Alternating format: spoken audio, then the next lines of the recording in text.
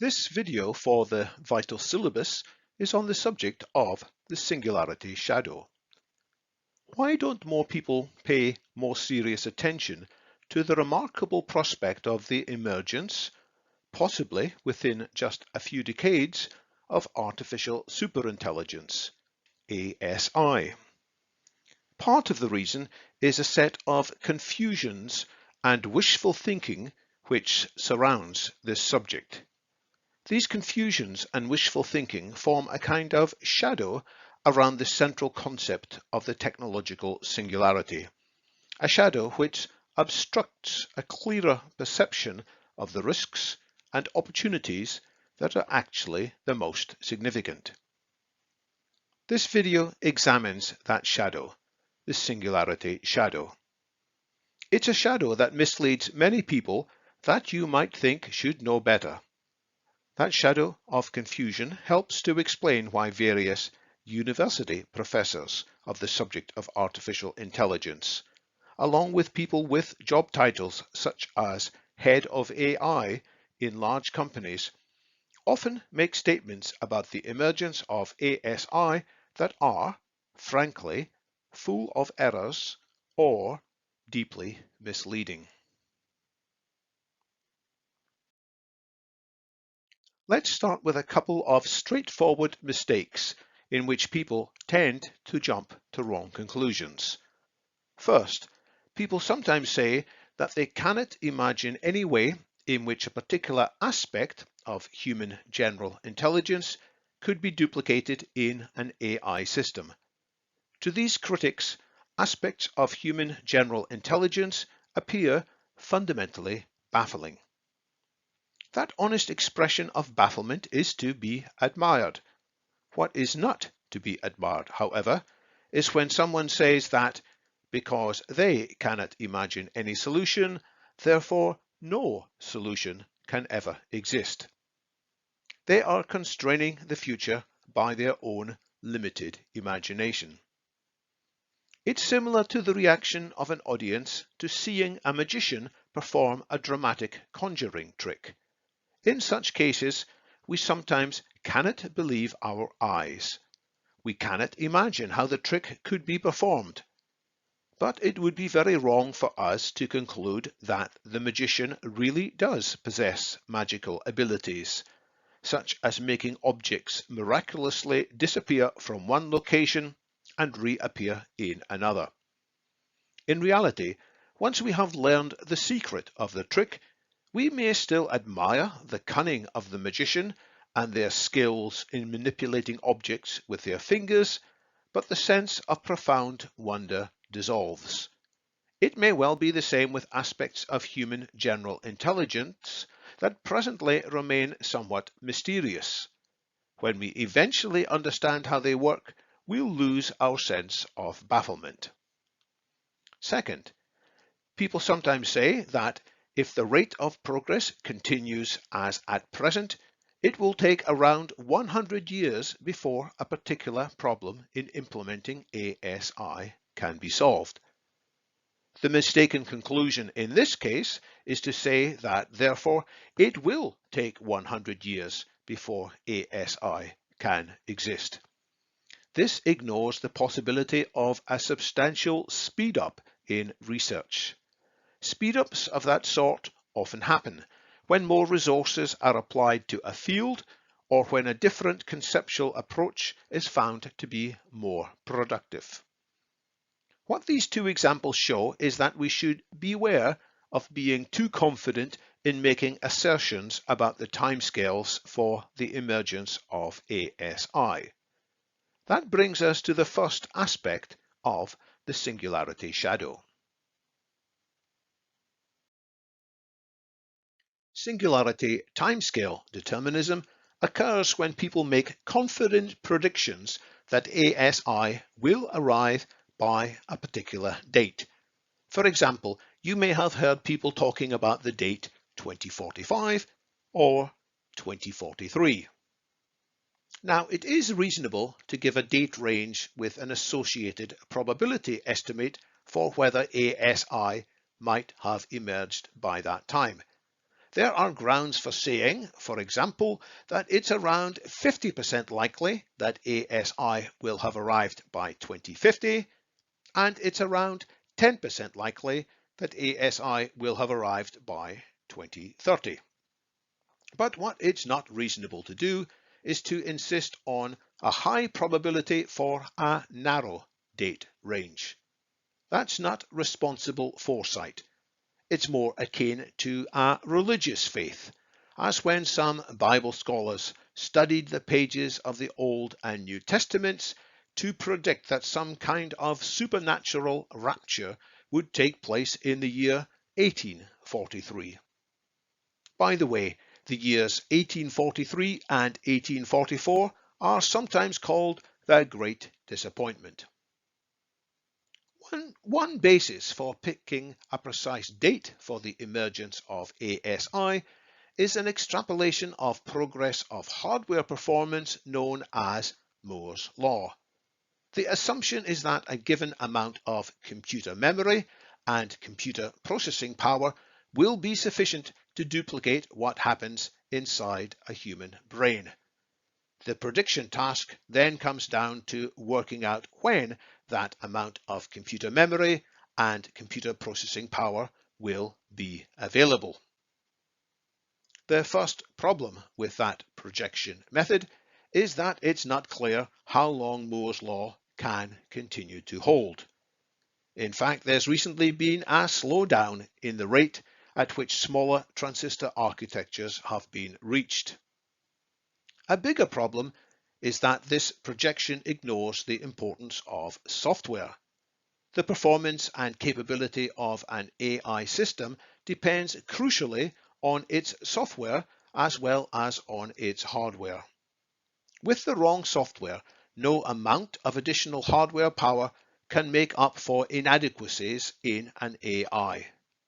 On the other hand, with suitable software breakthroughs, an AI could reach ASI levels more quickly than would be predicted purely by looking at hardware trends. In other words, ASI could arise considerably later or considerably earlier than the dates such as 2045 which have received undue prominence. A final problem with these high probability predictions of narrow date ranges is that they ignore the risks of a societal reverse in the wake of problems caused by detonations of one or more of the landmines analysed elsewhere in the Vital Syllabus. In summary, when people inside the Singularity Shadow display singularity timescale determinism, they damage the credibility of the whole concept of the singularity. In contrast, the Vital Syllabus emphasizes the uncertainties in the timescales for the advent of artificial superintelligence. A second uncertainty which the Vital Syllabus emphasizes is the uncertainty about the consequences of the advent of artificial superintelligence. That's in contrast to the overconfidence displayed by some people in the Singularity Shadow, an overconfidence regarding these outcomes being bound, they say, to be overwhelmingly positive for humanity. This is the Singularity Shadow characteristic of singularity outcome determinism. This deterministic outlook sometimes seems to be grounded in a relentless positive optimism which some people like to project. That optimism only pays attention to evidence of increasing human flourishing, and it discounts any evidence of increasing human alienation and divisiveness, and evidence of greater risks being accumulated as greater power comes within the grasp of angry, hostile people. Another basis for assuming a predetermined outcome to the singularity is the idea that a supremely intelligent software system will automatically become supremely ethical and will therefore act with great vigor to uphold human flourishing.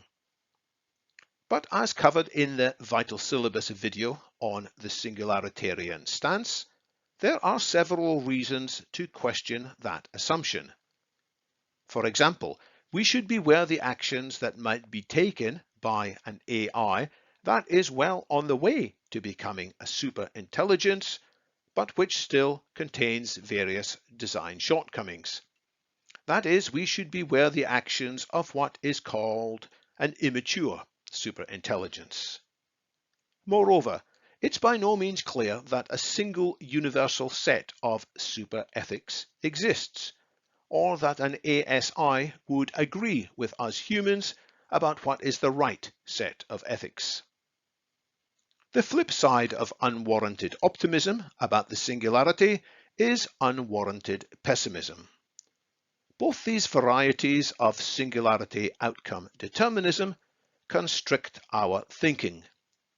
Both are not only unhelpful, but are indeed dangerous.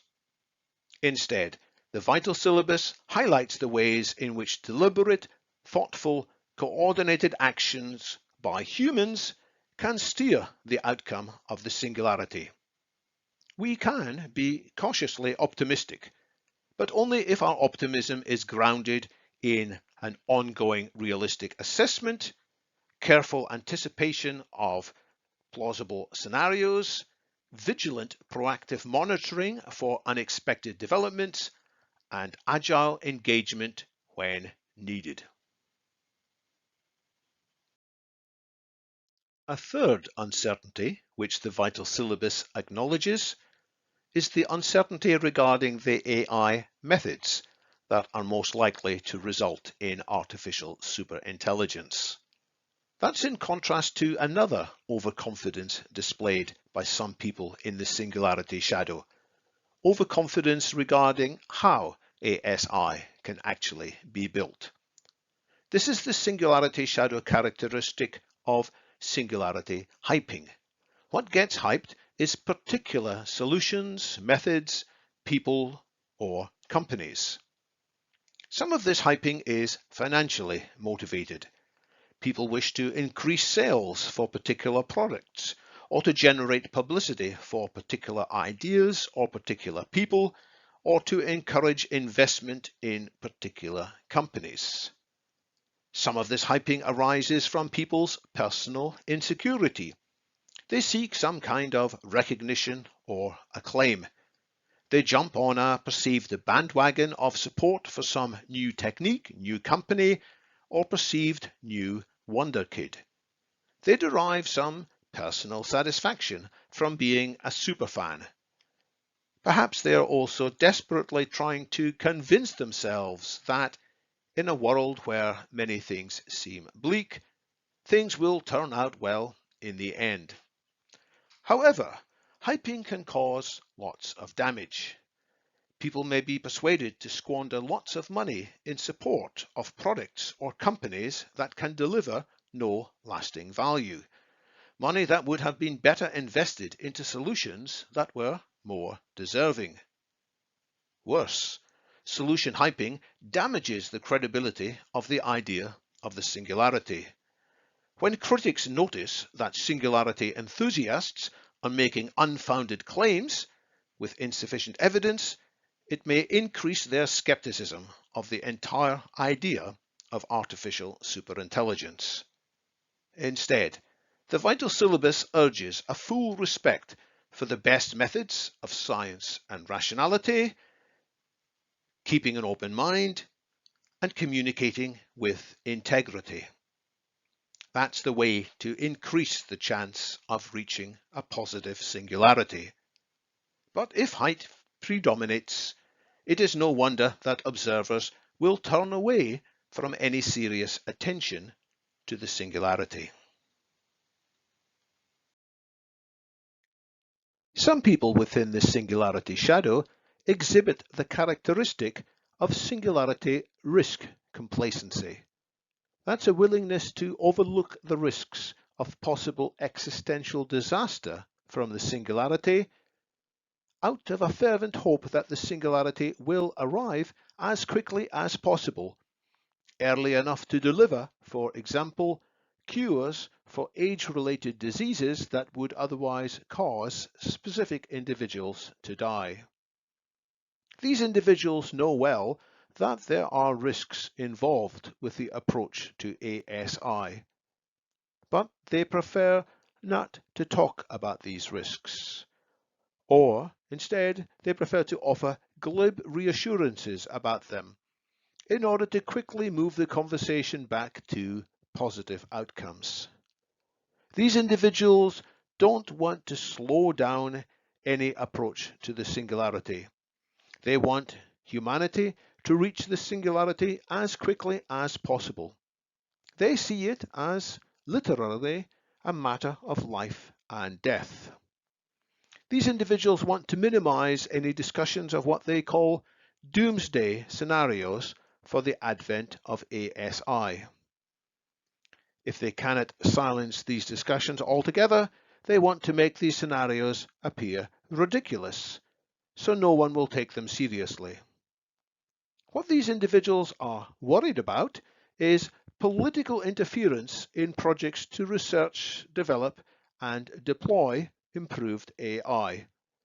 That interference is likely to introduce regulations and monitoring, which will complicate AI research and probably slow it down.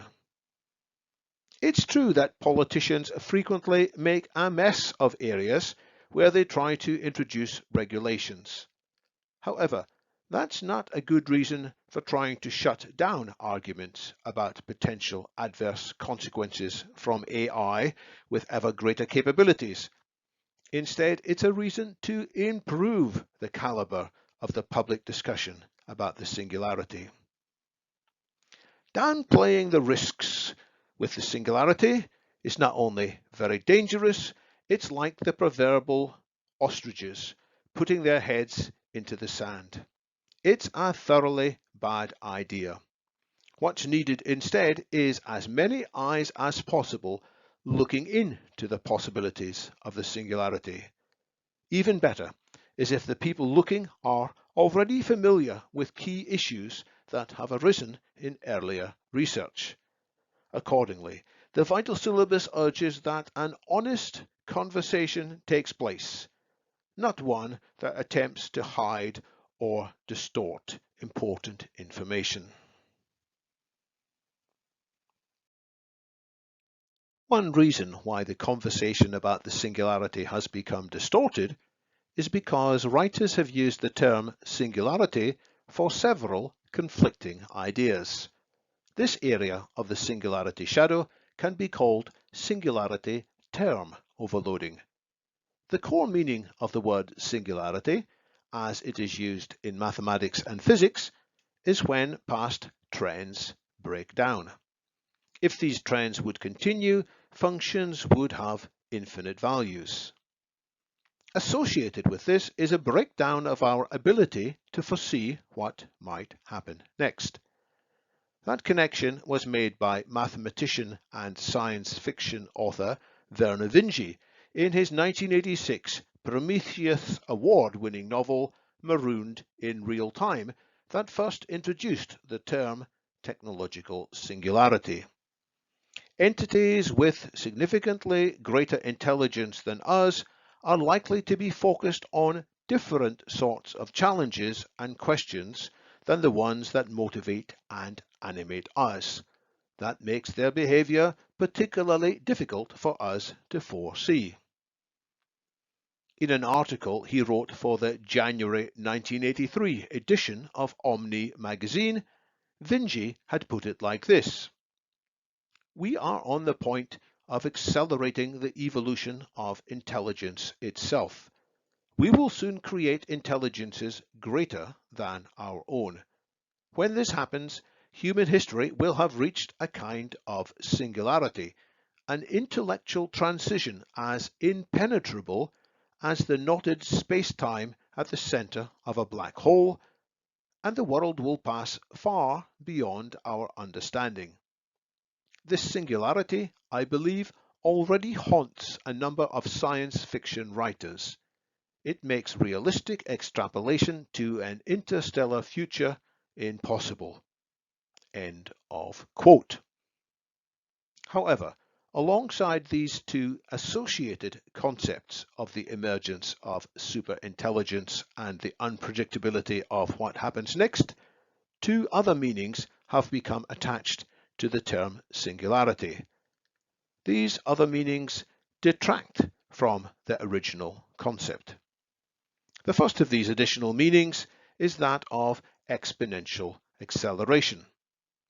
The institute with the name Singularity University mainly runs courses on exponential growth and on how companies can disrupt competitors by switching to new technological platforms.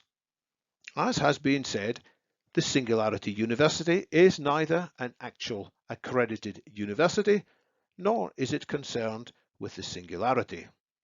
It's concerned with exponential acceleration and with disruption. The other unhelpful usage of the term singularity is on the cover of the 2005 book by inventor and writer Ray Kurzweil, The Singularity is Near.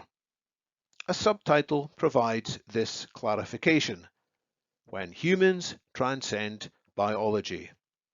The book retells the history of the cosmos in 6 epochs: physics and chemistry, biology, brains, technology, the merger of technology with biology, and 6th, the universe wakes up. Whether a merger between humans and ASI is a sufficient response to the challenges of the singularity is the subject of a different video in the Vital Syllabus. For now, it can simply be said that such a merger could produce very bad results, unless major progress takes place first on questions of values and ethics. These questions arise from the existence of entities with much greater intelligence and therefore much greater power than present-day humans. It's the emergence of much greater intelligence that deserves our priority attention.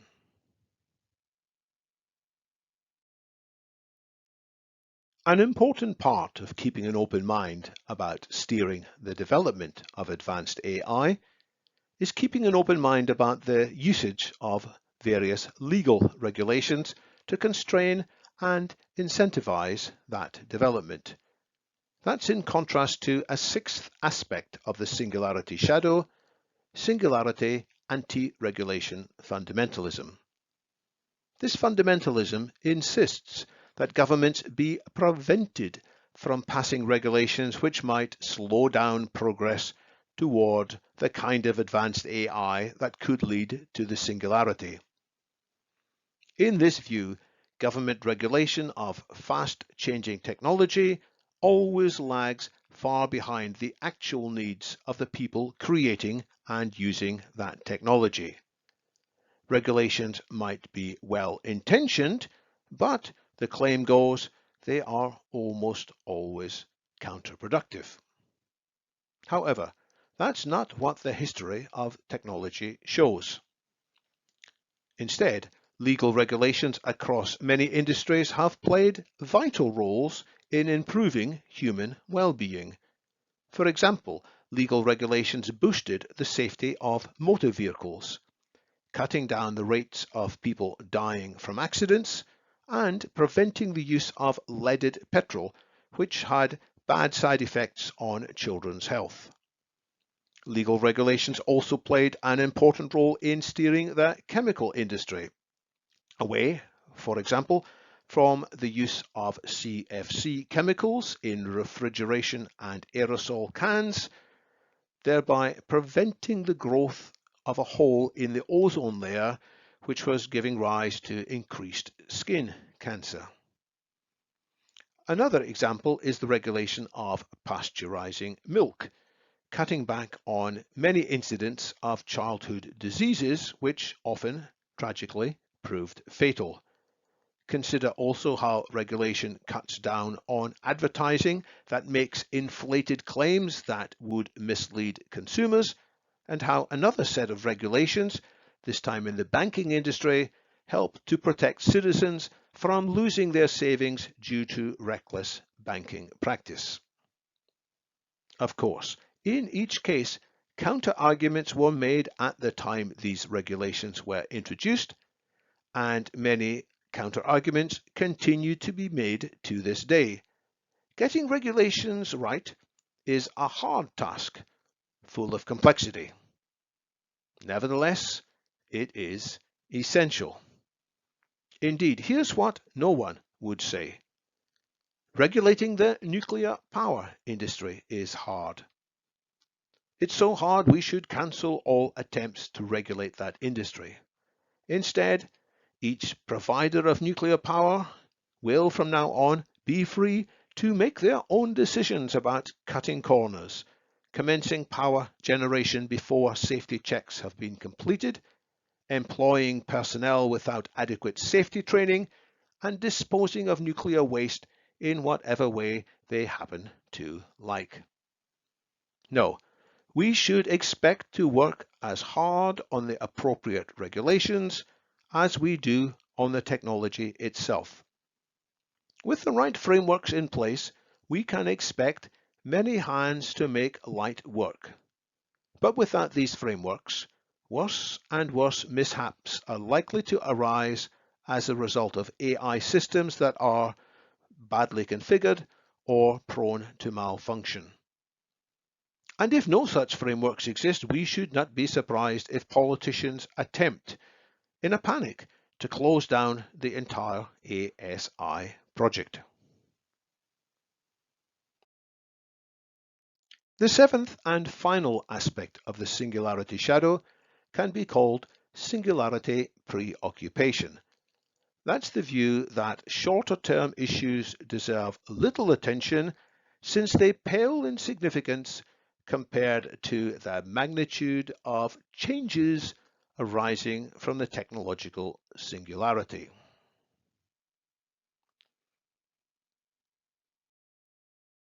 This view can be illustrated by a number of graphical images that spread around social media in 2020.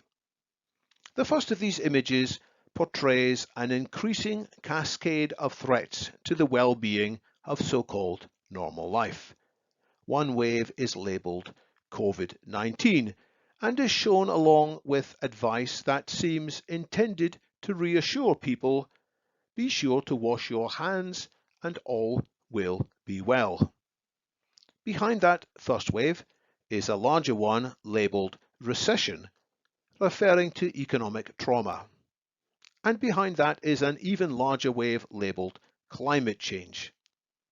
This image gives a fair representation of what may be considered mainstream concern about the challenges faced by human civilization in the 2020s.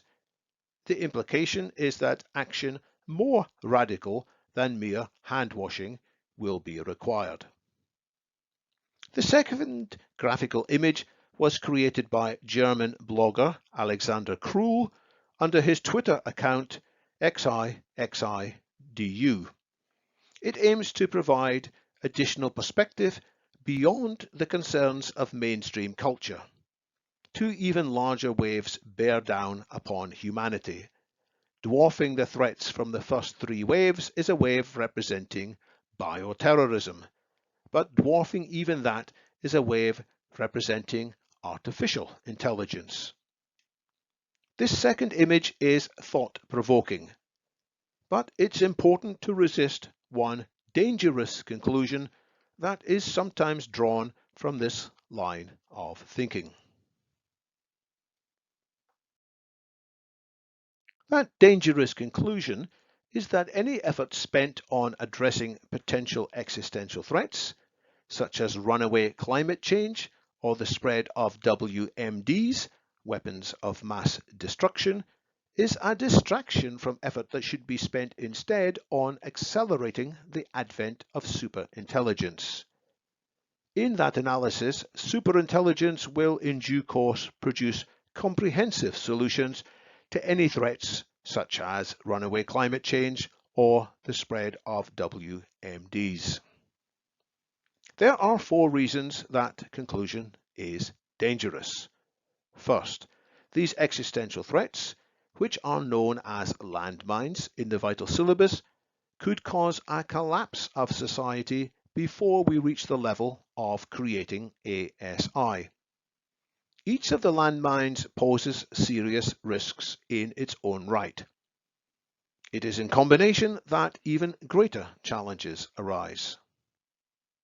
Second, even if these landmines don't actually destroy human civilization ahead of the emergence of ASI, they could cause such a set of political struggles that the social and academic environment in which ASI is developed would be damaged and increasingly dysfunctional. That raises the chance that when ASI emerges, it will be flawed, leading in turn to the collapse of human civilization. Third, even if these landmines don't destroy human civilization either directly, as in case 1 above, or indirectly, as in case 2 above, they could still kill or maim many millions or even billions of humans. Accordingly, human society needs to take actions to address two different timescales.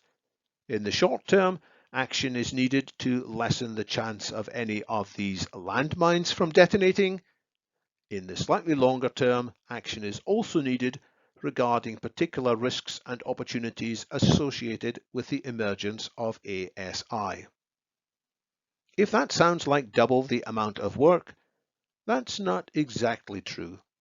As other videos in the Vital Syllabus show, the same set of methods, known as the Singularity principles, address both these sets of issues in parallel. Fourth, any apparent disregard by singularity enthusiasts for such a set of humanitarian setbacks en route to the creation of ASI will, with good reason, cause revulsion by many observers against the community of people who take the idea of the singularity seriously. In other words, as with all the other characteristic elements of the Singularity Shadow, the associated attitude will drive many people away from giving the singularity the attention it actually requires. These shadow aspects all can and should be dispelled.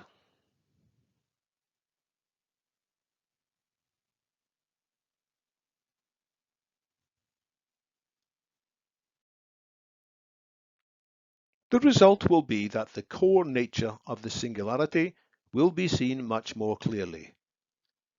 It will become easier for everyone in that case to perceive the risks and opportunities about the emergence of artificial superintelligence that are actually the most important. It will also become easier for everyone to appreciate the actions that need to be taken to raise the probability of beneficial ASI as opposed to destructive ASI.